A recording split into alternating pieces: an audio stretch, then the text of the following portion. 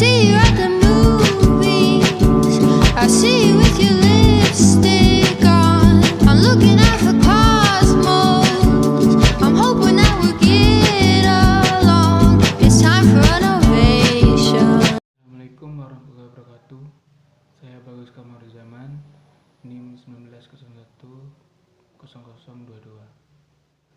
Saya di sini sebagai moderator dari kelompok 1.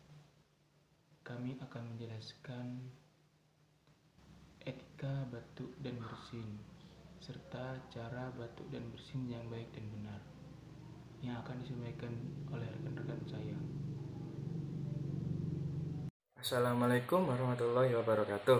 Perkenalkan, nama saya Diki Junior Wahyu Pratama, NIM 19010039. Saya dari kelas 19A keperawatan.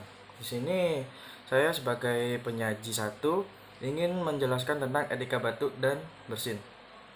Untuk pengertiannya, batuk yaitu salah satu penyakit. Terus batasi merupakan pertahanan tubuh yang berespon terhadap penyakit akibat reaksi lendir, makanan, debu, asap, dan sebagainya. Etika batuk adalah tata cara batuk yang baik dan benar dengan cara menutup hidung, mulut, atau lengan baju. Jadi, bakteri tidak menyebar ke udara dan tidak menular ke orang lain. Dan selanjutnya akan dijelaskan oleh teman saya, Adinda Diah. Terima kasih.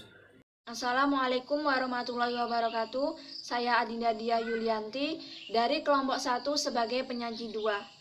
Tujuan dari batuk: mencegah menyebarnya suatu penyakit melalui udara dan kenyamanan orang lain.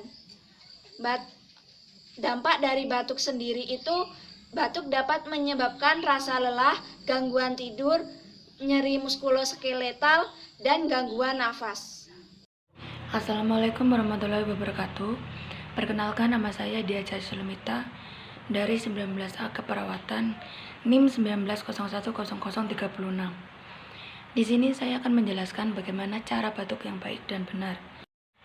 Langkah yang pertama, sedikit berpaling dari orang yang ada di sekitar Anda dan tutup hidung dan mulut Anda dengan menggunakan tisu. Seperti ini.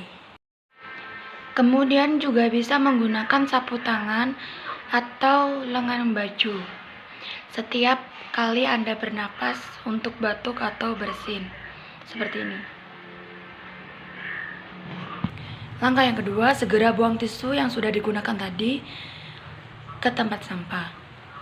Kemudian tinggalkan ruangan atau tempatmu dengan sopan dan ambil kesempatan untuk pergi mencuci tangan di kamar kecil atau juga bisa menggunakan gel pembersih tangan.